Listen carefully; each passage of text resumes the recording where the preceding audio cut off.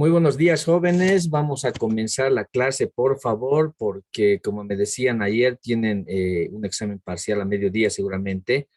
Entonces, les vamos a dar el tiempo a los que están en casa a que lleguen al examen, ¿ya? Y decirles que estos temas que vamos a ver, ahora estamos empezando temas del tercer parcial. Estos temas son repetición, ya estamos volviendo a repetir de las clases teóricas. Los que estaban presentes en las clases teóricas, seguramente van a recordar lo que hemos visto. Vamos a ver farmacología en la endodoncia, fármacos utilizados en tratamientos periodontales. ¿Qué más vamos a ver? Vamos a ver fármacos en el embarazo, en algunas patologías frecuentes que se encuentran en cavidad oral. Y sí creo, y eso es todo. Vamos a acabar con eso, tal vez algún otro tema más al final, tal vez fármacos utilizados en niños y con eso ya acabamos. ¿Ya? Eh, Vamos a simplemente repasar lo que ya hemos visto en la teórica. Estos últimos 5 temas son repasos simplemente, ¿ya? Claro, en la teoría, como es una sola hora, trato de bien comprimir y que la clase teórica, por ejemplo, dure una hora, ¿no? En la práctica ya vamos a hacer un poquito más largo, lastimosamente hoy no, porque tienen examen, ¿ya? Ojalá que los exámenes ya terminen y podamos hacer prácticas más largas, ¿ya? Entonces vamos a empezar, por favor. Permítame compartir. ¿Dónde está? Aquí está.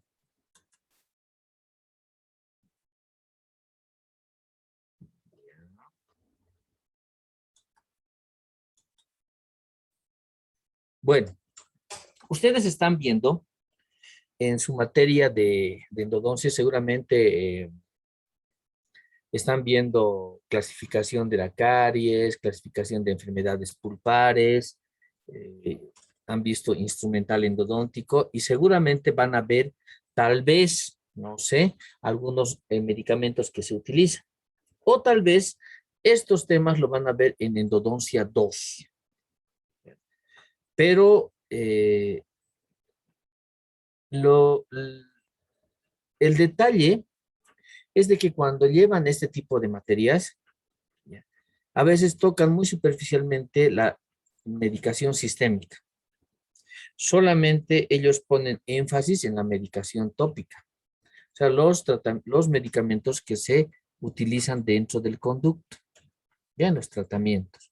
Entonces ese es el detalle, a veces dice, me duele mucho aquí cuando me están haciendo tratamiento de conductos. Me han dejado una medicación que supuestamente me va a calmar, pero no me calma. Necesitamos sí o sí una medicación eh, sistémica. Y a veces, como les digo, la materia no abarca eso más. Ya, para eso está farmacología. ¿Cuál es el detalle de esta parte de la endodoncia? ¿Ya?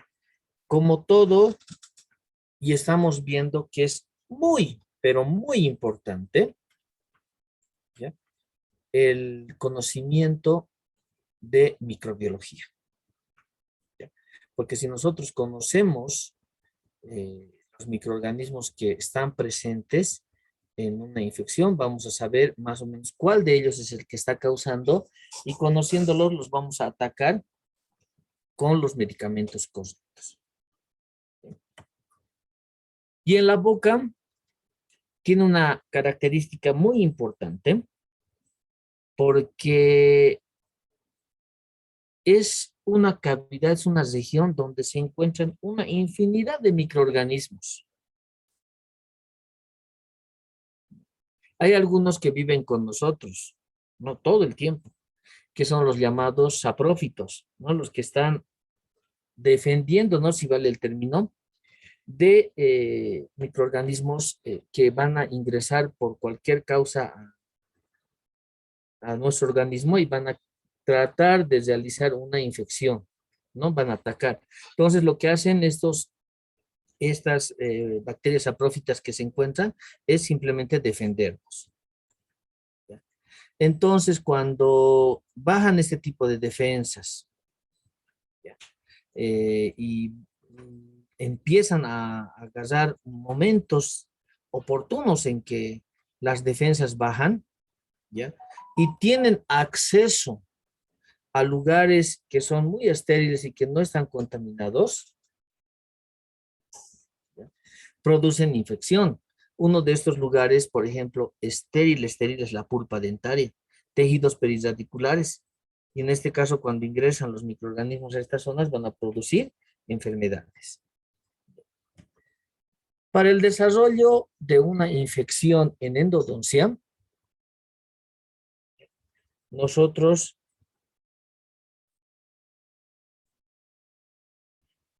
tenemos que conocer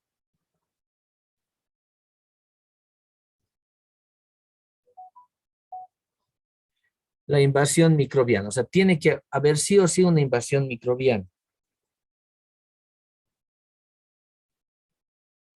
¿Ya? Los microorganismos tienen que multiplicarse, porque si no se multiplican,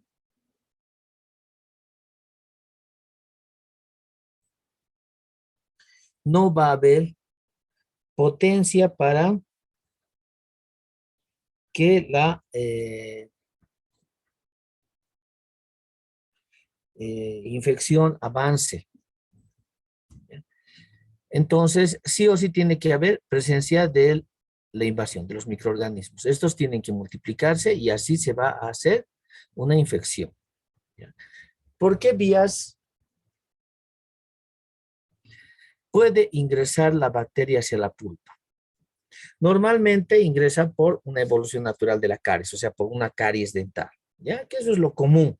La caries va avanzando, avanzando hasta que llega hacia la pulpa, ¿ya? Y ya se presenta una infección. Puede ser por una enfermedad periodontal, o sea, no puede ser que la pieza esté muy cariada, pero que el periodonto esté afectado, ¿ya? O sea, los tejidos alrededor del diente. Entonces, puede ser por esa vía también que ingrese las bacterias. Puede ser por causa de un tejido fracturado. O sea, imagínense, o sea, el diente está sano, no tiene caries, no tiene enfermedad periodontal. Lastimosamente ha sufrido un traumatismo en el cual ha fracturado una parte de la corona y lastimosamente se ha descubierto la pulpa. E inmediatamente las bacterias ingresan dentro de la pulpa, ¿ya? O simplemente puede ser por los túbulos de dentina descubiertos por cemento. ¿Ya? Los túbulos dentinarios que no están cubiertos ni por esmalte ni por cemento. Entonces están ahí al descubierto y saben que los túbulos dentinarios tienen un tamaño que es más o menos entre 1 y 4 micrómetros de diámetro. ¿Ya? Estos túbulos que estamos viendo acá. ¿Ya? La mayor parte de las bacterias son menores de 1 micrómetro de diámetro. Entonces imagínense, van a tener acceso libre por los túbulos expuestos. ¿Ya? Eso ocurre si es que falta esmalte o cemento, ¿ya? Los microorganismos van a invadir a través de estos túbulos, ¿ya? Y van a ir a afectar a la pulpa. En algunos casos, los dientes, cuando tienen una pulpa viva, tratan de defenderse, ¿ya? Ponen tejido de defensa, ¿no? Es la posición de dentina que se llama, ¿no? En algunos casos no, ya no puede defenderse, entonces ya es presa de los microorganismos, ¿ya? Hay otra forma que llama la atención mucho, donde los microorganismos también van a ingresar a- hacia la pulpa dentaria y no por una enfermedad periodontal, no por los túbulos dentinarios y ni siquiera por una evolución de la caries, ¿ya?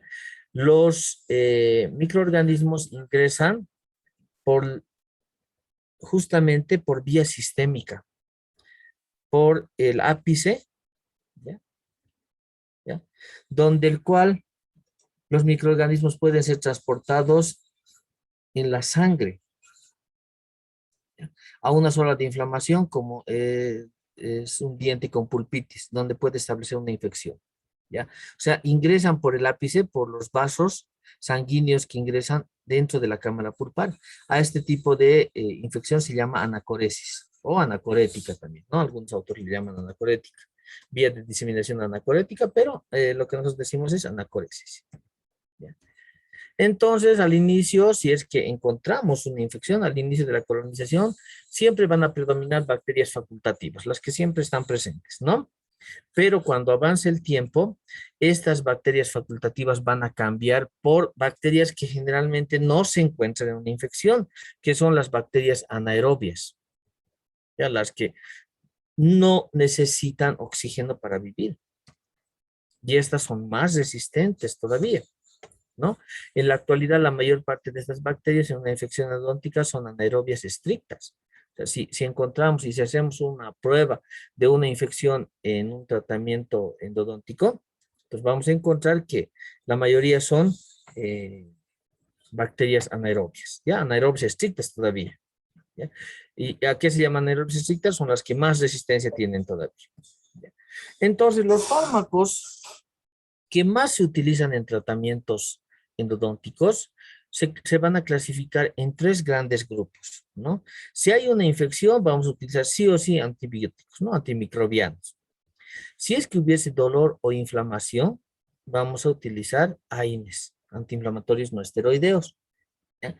Y si es que el dolor fuese demasiado fuerte, que en algunos casos se presenta así terriblemente fuerte, ya cuando se periodontiza totalmente la pieza, vamos a utilizar algunos opioides o los narcóticos, como llamamos. Ya hemos visto antibióticos, hemos visto AINES y hemos visto opioides. Ahora vamos a ver cuáles se utilizan. ¿Ya? Entre los antibióticos, lo que más se utiliza son las penicilinas. ¿Ya? Y ahí está el grupo de la amoxicilina, podemos combinar con ácido clavulánico en algunos casos, la clindamicina, la eritromicina, la acitromicina y la levofloxacina. ¿Ya? Los que más se utilizan. Entre los AINES, ¿ya? Los antiinflamatorios no esteroideos, ¿cuáles se utilizan? El ketorolaco, ¿ya? El ibuprofeno, el naproxeno, el diclofenaco y el paracetamol. Entre los opioides, los que se utilizan es la codeína, la oxicodona, la hidrocodona, el tramadol y la meperidina. Aquí está mal escrito. ¿Qué antibióticos son los que más se utilizan en endodoncia? Y esto es lo que más se combate en un tratamiento endodóntico, la infección. ¿Ya?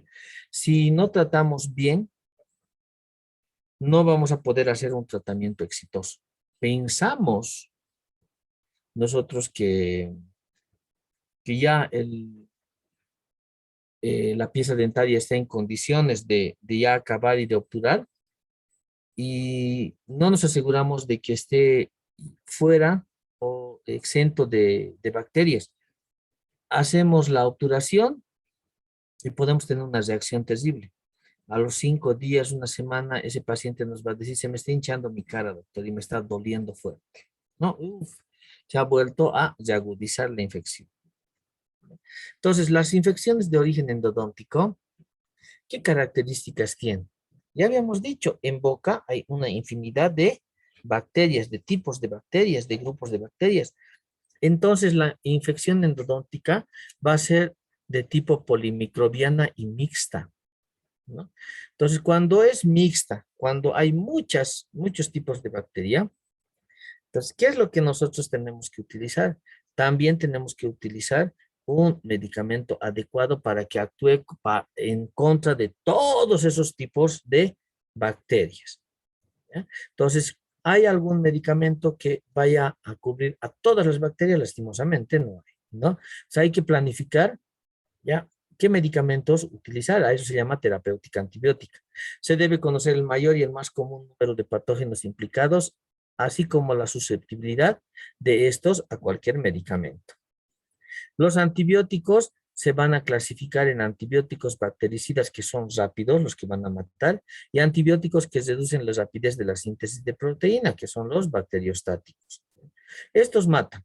Estos van a evitar a que se multipliquen, y cuando hay menor cantidad de microorganismos en una infección, las defensas son mayores, entonces los van eliminando también poco a poco y la infección va reduciendo. Entre los antibióticos bactericidas rápidos tenemos las penicilinas y las cefalosporinas, el metronidazol y las fluoroquinolonas. Estos son los grupos, ¿no? de antibióticos. Entre los antibióticos bacteriostáticos tenemos las eritromicinas, la clindamicina y las tetraciclinas. Las penicilinas, ¿no? Estas generalmente son los betalactámicos, ¿no? Todo el grupo de las penicilinas. La vida media limitada alrededor de 1 hora. Es muy eficaz. La excreción por los riñones, la utilidad es justamente para tratar infecciones de vías urinarias donde se acumulan los niveles de destrucción eficaces, ¿no? Porque se excreta también por los riñones. Entonces sirven mucho para infecciones urinarias también. Las penicilinas son únicas por su falta de toxicidad. Son las menos tóxicas de los antibióticos. Es por eso que se utiliza harto el grupo de las penicilinas, ¿no? Y al mismo tiempo tiene una desventaja.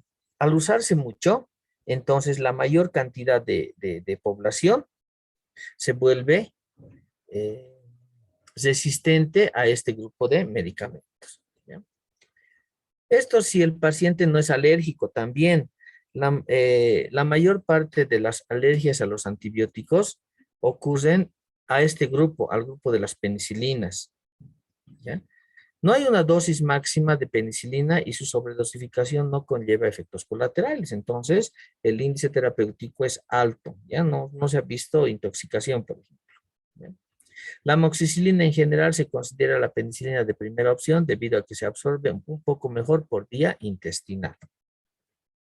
Hay penicilinas naturales, ya como son justamente las que se indican de primera elección en la mayoría de las infecciones de origen odontológico. Y también se utiliza como profiláctico en endocarditis bacteriana, en actinomicosis y parotiditis aguda supurativa. ¿Ya? En esos casos se utilizan estas penicilinas naturales. Hay también penicilinas resistentes a la beta-lactamasa o antiestafilococo, que quiere decir cuando el paciente nos va a decir, doctor, a mí ya me han dicho que la penicilina o la amoxicilina o el grupo de todos estos beta-lactámicos ya no me hacen nada. Algún doctor me ha dicho, ya eres resistente a la amoxicilina. Entonces, ¿qué es lo que podemos utilizar? Penicilinas resistentes a la beta-lactamasa. Saben que la beta-lactamasa está cubierta en la membrana de las bacterias. Y justamente esta beta-lactamasa es la que le produce mucha resistencia. Ya no le podemos hacer nada porque cubre. Entonces, los beta-lactámicos, como se llaman a las penicilinas, van a ir a destruir esta beta-lactamasa. Lastimosamente, las bacterias ya se han vuelto resistentes. O sea, ya no les hacen efecto eh, el medicamento a la beta-lactamasa. ¿Por qué? Porque ya ha tenido una resistencia, o sea, ha creado una resistencia a la bacteria. Entonces, lo que utilizamos en este caso son penicilinas resistentes a la beta-lactamasa y antiestafilococo, que es simplemente una sustancia que se añade al antibiótico para que vaya a actuar justamente contra la beta-lactamasa. ¿Ya? ¿En qué casos? En infecciones por estafilococo aureus, que son bien resistentes, productores de beta-lactamasa, especialmente en osteomielitis. ¿Me dan un segundo, por favor?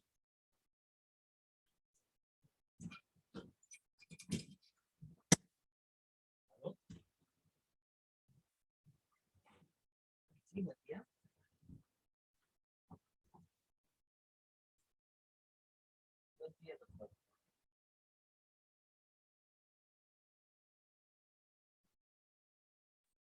¿Ya?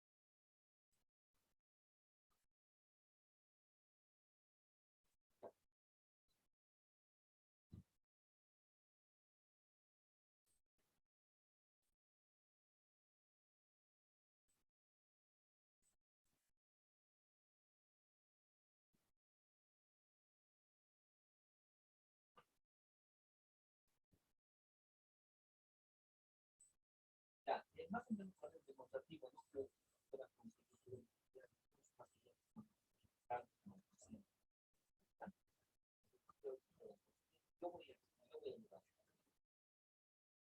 ¿no? Para demostrarles simplemente algunos ejercicios para que puedan practicar. Con el requerimiento le voy a mandar en clases. Cuando acabe clases voy a mandar me pidió ayer para que haga llegar lo que vamos a hacer, lo que me pedían los estudiantes que no van a poder, los cosas que no van a poder asistir a la universidad, es de que por favor se grabe. Entonces el doctor tercero me dijo que iba a facilitar los medios de grabación.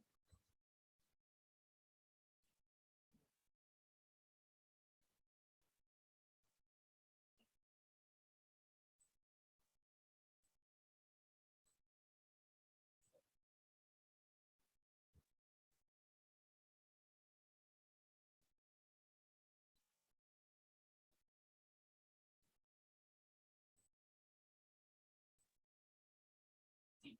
Y otra cosita, voy a necesitar notación para la primera parte, no una cosa, porque les tenemos que dar, que no hemos podido dar por parte del tiempo, que es la evaluación de daño odontológico. Me han pedido algo.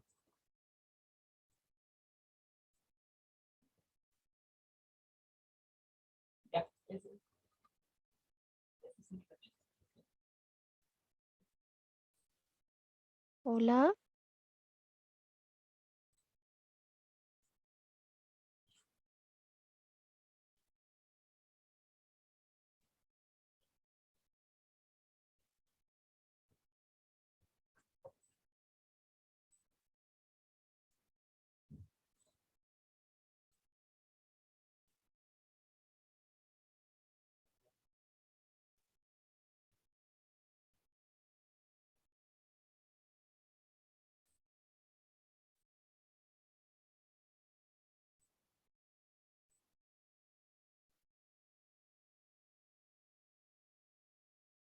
Sí,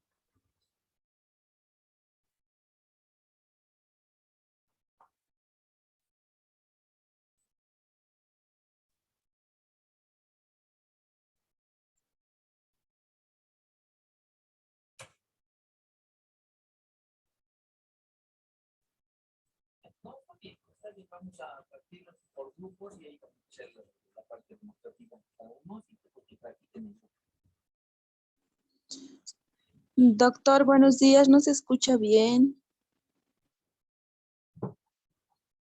Ya, listo, pues entonces no se escucha nada. Hay una llamada, creo. Dijo que esperen.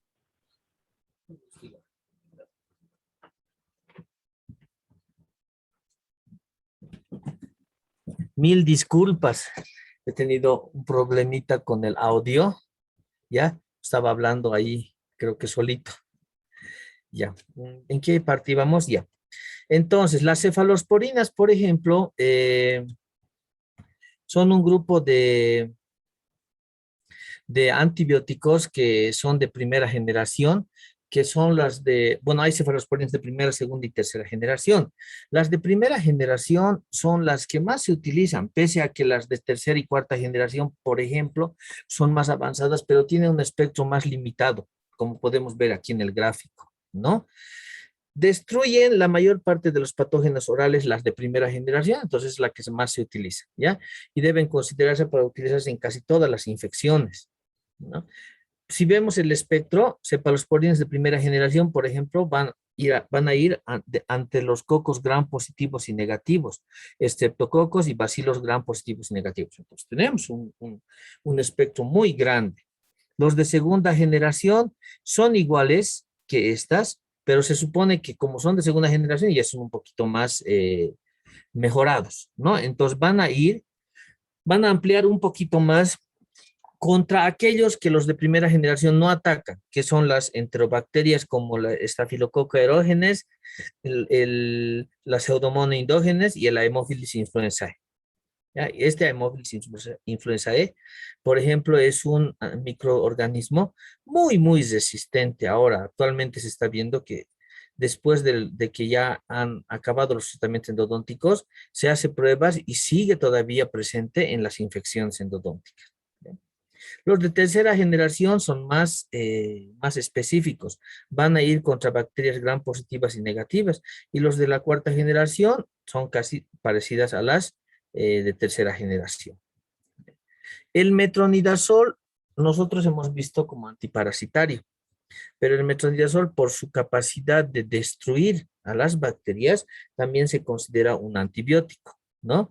Se considera un medicamento bactericida debido a su tiempo de destrucción muy rápido en las bacterias. Ataca al ADN de las bacterias y tiene una actividad contra los anaerobios obligados, pero no contra bacterias facultativas aerobias. Entonces, ¿qué quiere decir?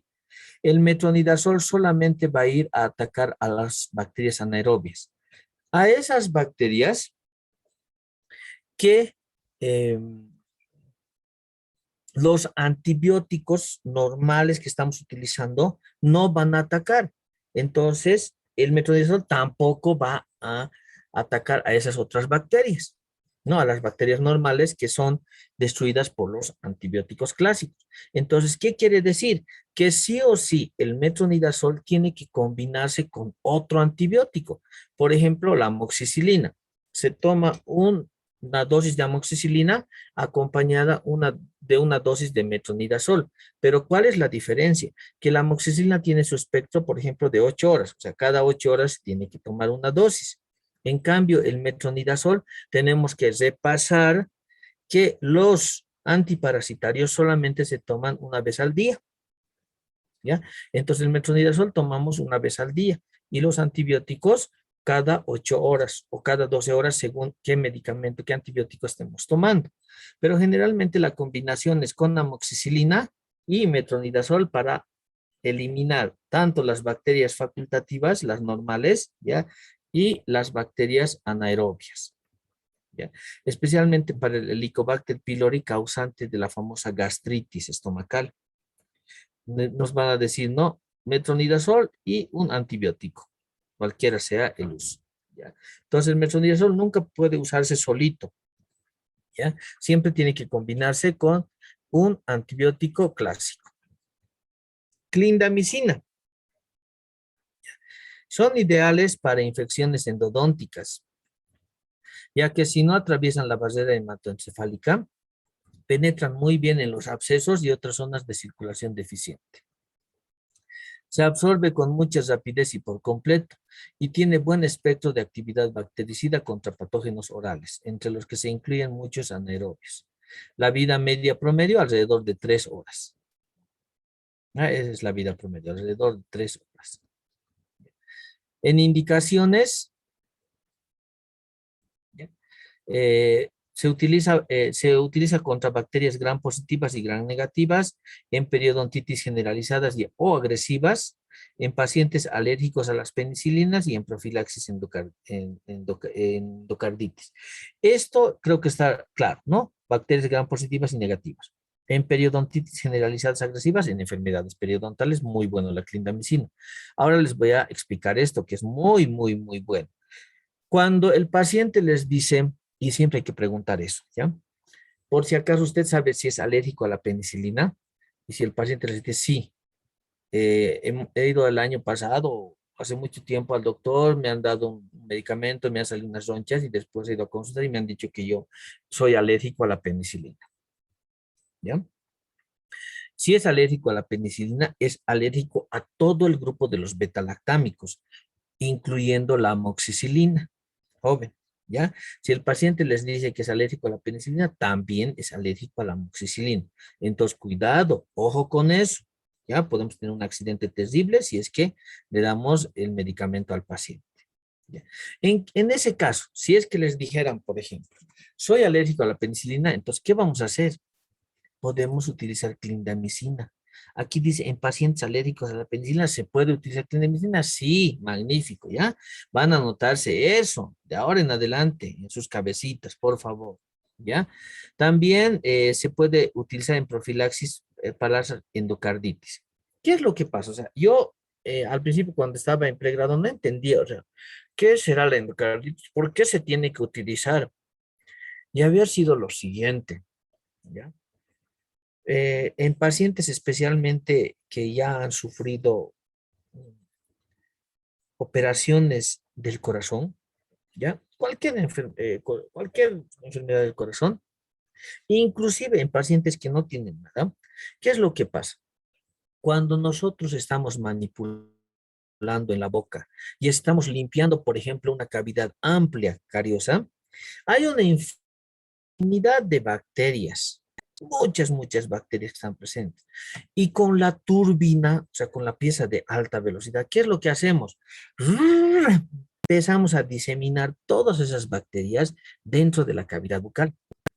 Y no todas salen, algunas ingresan ya por las vías respiratorias altas y se van hacia la circulación. ¿Y dónde va toda la sangre? Al corazón. Y en el corazón, cuando ingresan las bacterias, pueden producir una infección terrible que el paciente se puede morir. Entonces, para evitar justamente eso, ¿ya? En pacientes que han tenido alguna cirugía a nivel cardíaco, siempre el médico les va a decir, cuando vaya al odontólogo, 1 hora antes se me va a tomar este medicamento. Yo tenía un primo que le habían puesto, creo que marcapasos, no sé, pero algo tenía alguna operación del corazón.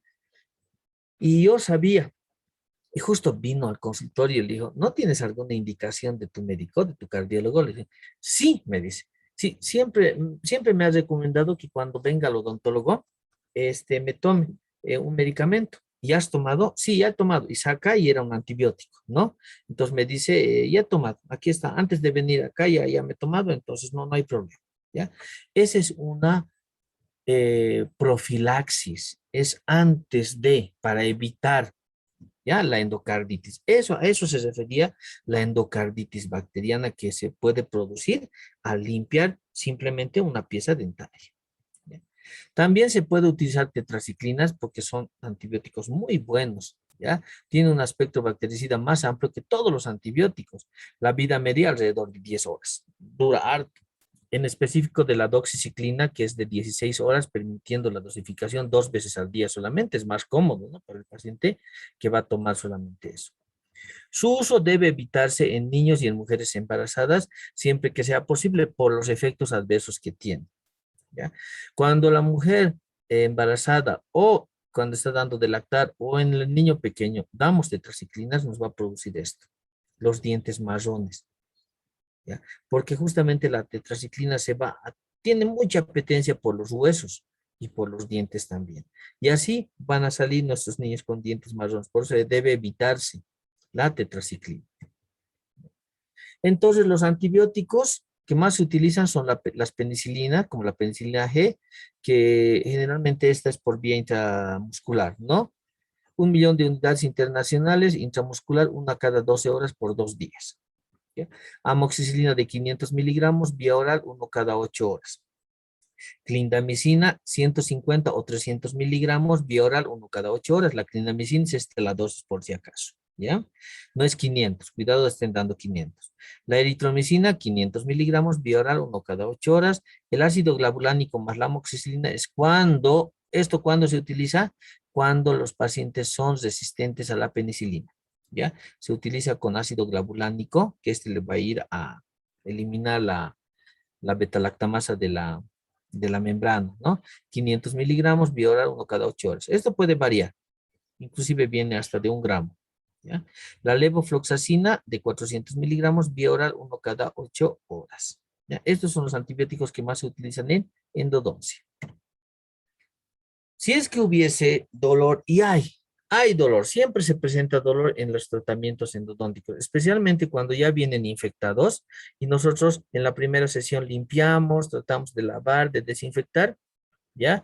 Ponemos el medicamento, lo obturamos con un cemento provisional y en la noche nos llama el paciente y me dice, doctor, me está doliendo muy fuerte el diente que me ha tratado. ¿Por qué? Porque justamente la infección ya ha querido salir, todo lo que ha quedado y se ha ido a los tejidos periodontales, periapicales. ¿Por qué? Porque aquí nosotros ya hemos tapado la vía de salida. ¿Ya? Entonces los gases se van directamente hacia abajo y empiezan a presentar dolor, ¿no? Predictores del dolor posoperatorio de la endodoncia, el factor que mejor predice la aparición del dolor en el posoperatorio es la presencia de dolor o arodina mecánica en el preoperatorio. Para esto, ¿qué medicamentos utilizamos? AINES y paracetamol. ¿Ya? ¿Cuándo indicar AINES? ¿Ya? En caso de sobreinstrumentación, cuando estamos trabajando, estamos limpiando con las limas el conductor y lastimosamente nos hemos pasado en el ápice y ya hemos dañado el ápice y entonces va a empezar a dolerle a- al paciente. ¿Ya? En casos de irritación de tejidos periapicales por uso de irrigantes. ¿Cuándo? Cuando nosotros estábamos lavando y hemos lavado tan fuerte con una jeringa Luer que ni siquiera está indicada para el lavado de conductos, ¿ya? Lavamos y lastimosamente nuestro irrigante ya se ha ido a los tejidos periapicales y ha empezado a hacer irritación, entonces le está empezando a doler. En casos donde el paciente no pueda lograr la apertura de la cavidad oral, o sea, no pueda abrir muy grande y nosotros no podamos hacer la trepanación de toda la pieza dentaria, o sea, dejamos restos de pulpa y empieza a dolerle también. ¿Ya? En casos donde muestra obturaciones provisorias altas, o sea, le hemos puesto su cemento provisional alto y lastimosamente el paciente no ha mordido, ha fraguado el cemento y ha quedado alto y al ir mordiendo se ha ido periodontizando la pieza dentaria, ¿no? En caso de algún accidente endodóntico, ¿no? Al limpiar, por ejemplo, podíamos haber transportado todo lo que estaba el tejido contaminado en el conducto, lo podíamos haber llevado con la misma lima al tejido periapical, ¿no? A la región periapical, o en caso de sobreobturación también, ¿no? Puede existir dolor. ¿Ya? Los AINES son los más efectivos, ¿ya? Ay, perdón, ¿dónde me he salido?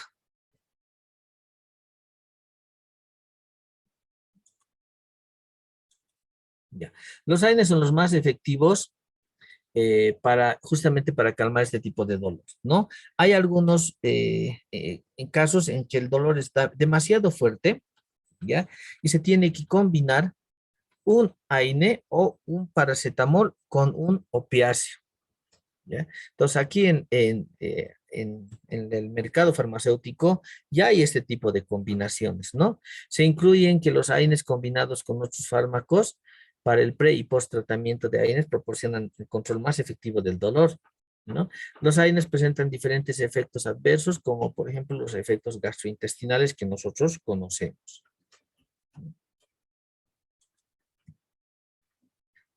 Si existiese un dolor muy fuerte en los tratamientos endodónticos, ya, y que no ceden a la administración de algún AINE, ya, y tampoco les podemos dar, por ejemplo, dice, me está doliendo, doctor, mi diente, el que me está tratando, el que me está haciendo tratamiento de conductos, y choco y me duele fuerte, ¿no? Ya está inflamado. Y no le podemos dar a un AINE porque justamente les va a decir, doctor, tengo úlceras en el estómago. Uf, o sea, no le podemos dar ningún AINE. Y ahora, ¿con qué le calmamos el dolor? ¿No? Existen alternativas, ¿no? Que podemos combinar, podemos utilizar paracetamol combinado con un opiáceo. Los opiáceos son potentes analgésicos que en odontología se utilizan combinadas con paracetamol. ¿Ya? En el dolor leve, cuando podemos darle todavía al paciente un AINE, ya podemos darle de 200 a 400 miligramos de ibuprofeno hasta 600 miligramos de aspirina, ¿ya? En el dolor moderado, 600 a 800 miligramos de ibuprofeno, cuando el dolor es un poquito más fuerte, ¿ya? O le podemos dar 600 miligramos de ibuprofeno más miligramos de paracetamol, combinando ibuprofeno y paracetamol para que calme el dolor, ¿ya? Y en el dolor más intenso, ese dolor que no calma, ¿ya? Podemos darle 600 miligramos de ibuprofeno más una combinación de paracetamol u opioide. ¿Ya? Esto es en el caso normal de que un paciente pueda tomar algún AINE, normalmente, que no tenga ninguna contraindicación, que no le esté haciendo daño, que no tenga nada a nivel del estómago. Pero ¿qué pasa si es que no puede tomar? Ya nos ha dicho, no tengo úlceras en el estómago, tengo gastritis. Entonces no puede consumir ningún tipo de medicamentos de este tipo. Entonces, ¿qué le vamos a dar? ¿No?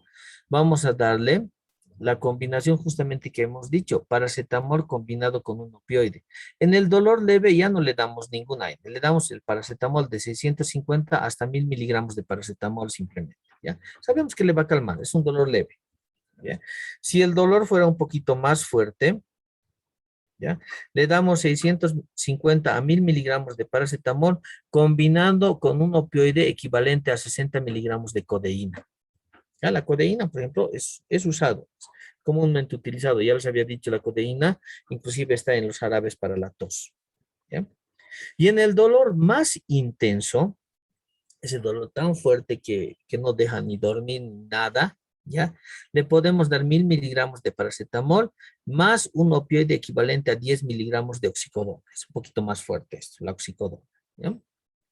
Entonces, estos son los medicamentos que nosotros podemos utilizar para calmar el dolor y la inflamación, especialmente el dolor, ¿ya? Con eso hemos acabado los medicamentos que podemos utilizar por vía sistémica, ¿ya? Esos para la infección, para la inflamación y para el dolor. Ya les he dado los tres. Ahora vamos a ver medicamentos también que se pueden colocar dentro del conducto. Ya tal vez esto les den en endodoncia 1 o tal vez en endodoncia 2, ¿ya? Pero no está por demás que yo también les indique qué medicamentos utilizar, ¿no?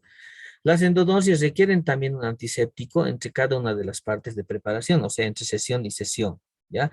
Para evitar la contaminación de los conductos, para evitar que las bacterias que hemos sacado y las que han quedado se empiecen a multiplicar de sesión a sesión, porque generalmente la endodoncia es de sesión a sesión, ¿no? O sea, un lunes, un miércoles, un viernes o véngase la siguiente semana, especialmente cuando dejamos hidróxido de calcio, en una semana actúa el hidróxido de calcio, entonces en una semana tenemos que volverle a ver al paciente.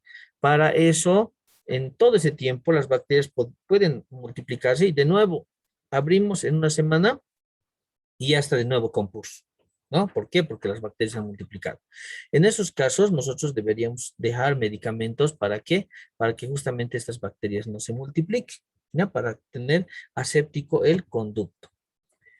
Entonces ya hemos visto nosotros la farmacología sistémica que es indicada por el profesional. Vamos a ver ahora farmacología del campo operatorio del que estamos trabajando y farmacología dentro del conducto. En el campo operatorio, nosotros, ¿qué utilizamos? Para esterilizar todo esto, ya esto, deben estar haciendo, ¿no? Aislamiento absoluto ustedes. Podemos utilizar alcohol etílico al 70%. Ese es el alcohol ahora que se está utilizando para desinfectar las manos, ¿no? Para el COVID es el que ha salido harto. Ese no se mezcla con nada, ¿no? Ya está diluido al 70% y así se lo utiliza como viene. Podemos utilizar hipoclorito de sodio, la famosa lavandina, al 5%, aplicado por 60 segundos, ¿ya? Reduce el 70% de los microorganismos. Podemos utilizar el cloruro de benzalconio, bactericida y desinfectante, o en último caso podemos utilizar clorexidina, especialmente dentro de la cavidad bucal. ¿Para qué se utiliza la clorexidina? Igual es un antiséptico, desinfectante, que podemos darle de buchadas al paciente para desinfectar todo la cavidad bucal antes de trabajar, ¿ya? Estos son los antisépticos que se utilizan para el campo operatorio. Ahora nos vamos a ver ver los medicamentos que se utilizan dentro del tratamiento de conductos, ¿ya? El fármaco tópico del conducto es aquel fármaco que colocamos en el interior del conducto entre sesión y sesión para lograr mantener un medio aséptico para que las bacterias que han quedado, que no se han limpiado todas, no vuelvan a multiplicarse y estén muriendo poco a poco, ¿ya? En ese tiempo, en ese lapso de visita a visita. Entonces, hay farmacologías en que hay medicamentos que se pueden utilizar dentro del conducto que son antisépticos, antibióticos y corticoides. ¿Ya? Los corticoides que más se utilizan, ya para evitar especialmente la inflamación, son el cresopene, el pulpomixine y el septomixime. Estos son medicamentos que vienen en frasquitos ámbar para evitar que se descompongan, ¿ya? Y vienen especialmente en líquidos, ¿ya? Y se utiliza bien poquito, porque a veces, si bien estos nos van a ayudar para evitar eh, la inflamación, por ejemplo, si se utilizan en mucha cantidad, producen todo lo contrario, son irritantes. Entonces hay que utilizar muy poquito, ¿ya? Hay dos tipos de mecanismos de acción de estos medicamentos que se utilizan intraconducto. Por contacto. ¿Cuándo se llama por contacto? Cuando el medicamento tiene que ser llevado al conducto en forma de cono, en forma de pasta. Y sí o sí tienen que chocar o tienen que tener contacto con la mayor cantidad de paredes del conducto. O sea, tenemos que introducir el medicamento dentro del conducto para que choque con todas las regiones donde posiblemente se encuentren las bacterias e inclusive dice mejor si se sale del periápice para que también destruya todas las bacterias que están en esta región, ¿no? ¿Cuál es este? El cresopene y el hidróxido de calcio especialmente, ¿ya? El hidróxido de calcio cuando se presenta en pasta tiene que ingresar y tenemos que llenar totalmente el conducto con el hidróxido de calcio. Eso es el medicamento que actúa por contacto. Por evaporación no es necesario que el medicamento ingrese a todo el conducto. Actúa por volatilización. O sea, son medicamentos, si ustedes lo huelen, bien fuertes. Ya, entonces el medicamento es volátil. Y entonces solamente se coloca en una pequeña torunda de algodón, una cantidad ínfima, ¿ya? En la entrada de los conductos o dentro de la cámara pulpar para que después pueda actuar normalmente, ¿ya? Y después elimina eh, disminuye la carga microbiana, ¿ya? El paramonoclorofenol alcanforado, por ejemplo, es un medicamento clásico que actúa por evaporación. ¿Qué requisitos tiene que tener un fármaco intraconducto? El primer requisito que tiene que tener es ser activo sobre todos los microorganismos. O sea, tiene que actuar sobre cualquier microorganismo que esté presente dentro del conducto. El paramonoclorofenol alcanforado es uno de estos medicamentos que actúa muy bien dentro del conducto. ¿Cuál es la composición? Paramonoclorofenol, ¿ya? Y alcanfor. ¿Ya? Las propiedades es bactericida. Es penetrante, estable y alivia el dolor por el alcanfor que tiene. Ya el alcanfor es un analgésico. Es sinérgico o potenciador de otros fármacos. Se puede mezclar con otro medicamento y aumenta todavía su efectividad. ¿Qué es lo que hace? Disminuye la capacidad de adherencia al sustrato del macrófago y modula la acción inflamatoria. ¿Ya? O sea, nos ayuda a evitar la inflamación y si no hay inflamación, calma el dolor, ¿ya? Y también dice que evita que las bacterias puedan unirse a sus alimentos, ¿ya? Entonces, por eso las destruye totalmente. ¿Ya? El paramonoclorofenol alcanforado viene en estas partes, ¿no? El medicamento, 2 partes de paramonoclorofenol y 3 partes de alcanfor. Así viene preparado. Propiedad bactericida, penetrante, estable y potencia la acción de otros fármacos y por sobre todo es muy económico, porque un frasquito de paramono nos podemos comprar con 30 bolivianos y nos dura, no sé, 3, 5 años inclusive nos puede durar y nos sigue sobrando todavía porque se utiliza pues, pucha, una ínfima parte para cada paciente. ¿Ya? Hay que también tener cuidado con la fecha de vencimiento, ¿no? No hay que guardarlo mucho tiempo. Otro medicamento que nosotros utilizamos es el formocresol, ¿ya? El formocresol tiene propiedades de ser un buen desinfectante, así vienen, ¿no? En frasquitos ámbar también. Tiene alto poder microbiano, ¿ya? Y tiene un efecto antiinflamatorio al mismo tiempo. Imagínense, es muy bueno, ¿no? Desinfectante, alto poder microbiano y antiinflamatorio. ¿Ya? Otro medicamento que ha sido el boom hace unos 15 años ya que ha salido es el hidróxido de calcio. O sea, no salió recién, ¿no? Siempre había, pero los últimos descubrimientos que se han hecho es de que el hidróxido de calcio es el medicamento ideal en caso de infecciones, especialmente del periápice. ¿Ya? Que entre algunas de sus funciones, porque tiene varias funciones, ¿ya? ¿Qué función podemos nombrar del hidróxido de calcio? ¿Ya? Formación de dentina reparativa. ¿Ya? Formación de dentina reparativa. Desinfección, es un desinfectante de alto nivel. Tiene un efecto cicatrizante. ¿Ya? Y reparación del periápice en reabsorción interna y externa. ¿Ya? El hidróxido de calcio viene en un polvo blanco soluble en agua, o sea que se puede mezclar con agua, ¿ya? Y con un pH muy alcalino. Dentro, creo que el pH del hidróxido de calcio es 12.2 o 12.3, si no me equivoco. Es demasiado alcalino, ¿no? Dentro de sus propiedades están su gran poder bactericida, ¿ya? Utilizado como medicamento intraconducto en soluciones acuosas y oleosas de acuerdo al caso. ¿Qué produce el hidróxido de calcio? Primero, induce a la remineralización de la dentina si es que necesitamos que la dentina se remineralice. Es un potente bactericida, ¿ya? Destruye las bacterias.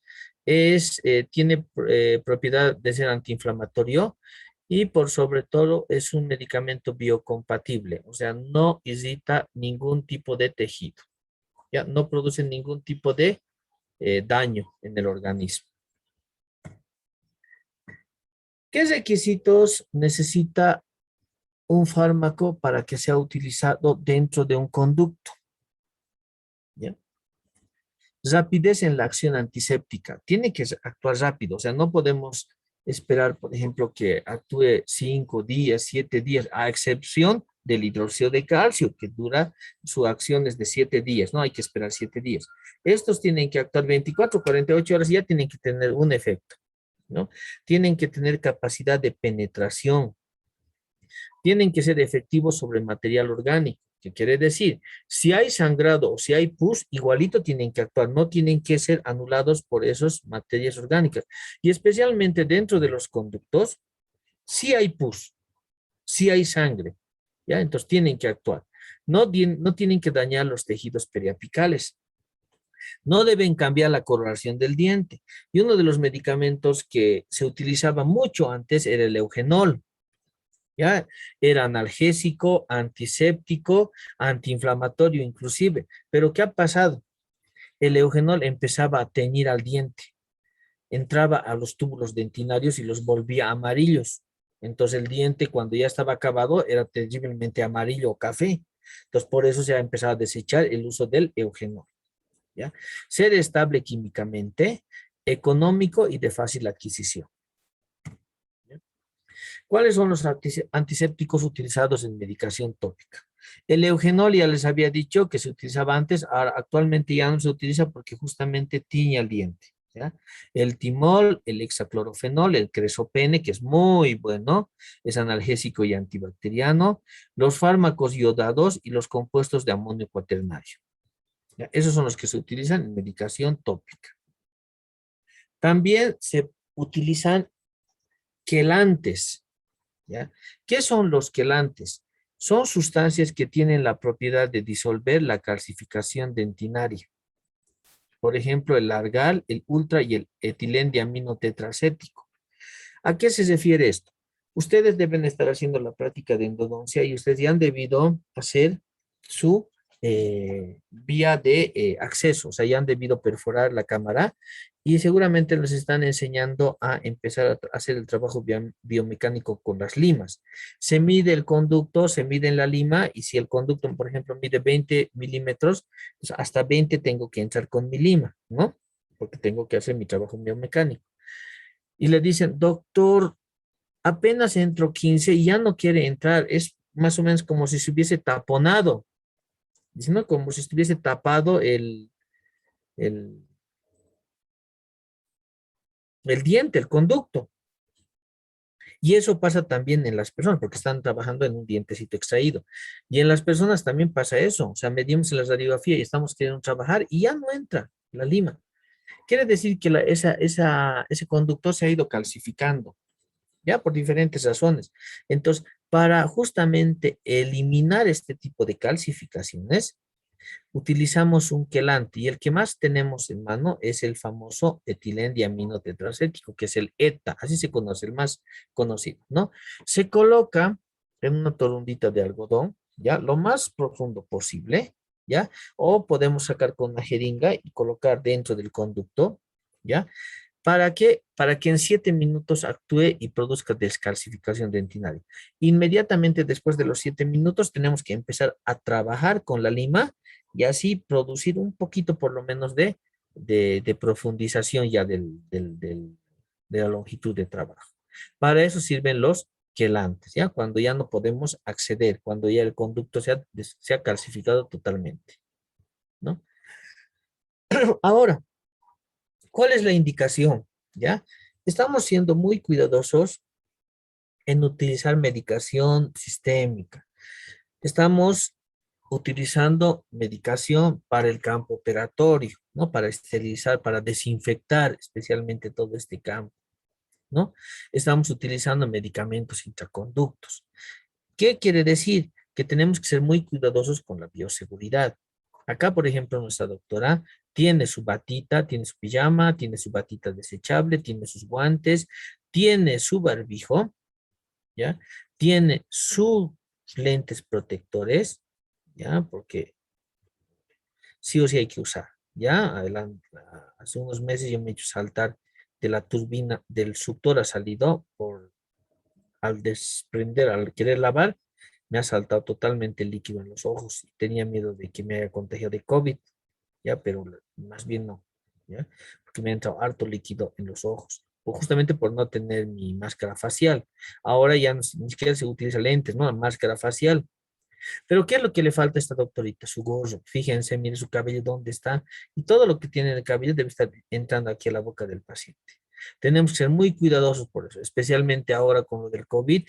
Tenemos que tener todas las normas de bioseguridad y mucho, mucho más en endodoncia, porque en endodoncia limpiar, por ejemplo, con la turbina, todo el polvo dentinario lleno de bacterias, ¿dónde se va? Al exterior. ¿Y dónde se va a ir en el caso de esta doctora? A todo su cabello. Y después se va a agarrar con su mano su cabello y después su mano va a estar contaminada. ¿Ya? Eso hay que tener mucho cuidado, por favor, la bioseguridad y todas las normas de asepsia y antisepsia antes de empezar un tratamiento de conductos. ¿Ya? Les había dicho, estamos repasando lo que habíamos visto en la teoría, claro, les he ampliado un poco más porque en la teoría era rápido, ¿no? Lo que tenía que pasar, en una hora exacta tenía que acabar. Hubiese querido alargarme más, pero lastimosamente me están escribiendo los chicos y me dicen, por favor, doctor, el examen, que tengo que ir a la universidad y esto, y ya hemos acabado, jóvenes, ¿ya? Ya hemos acabado, y lo que es este es simplemente llamar lista. Vamos a detener la grabación.